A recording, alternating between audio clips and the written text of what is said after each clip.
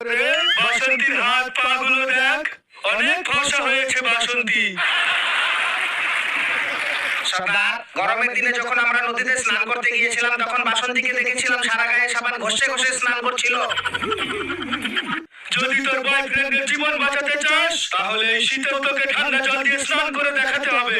না বাসন্তী, এই এত শীতে তুমি ঠান্ডা জল দিয়ে স্নান করবে না। এই সামহা, দে আমার গায়ে ঠান্ডা জল ঢেলে। শোনা গো মা, শোন বাসন্তী, তোর কাছে দুটো অপশন আছে, হয় আমাদের সামনে নেচে দেখা, না হলে তোকে ঠান্ডা জল দিয়ে স্নান করতে হবে। আমি বললেও করবো না, আমি এদিকে ভীষণটা। আমি ঠান্ডাতে স্নান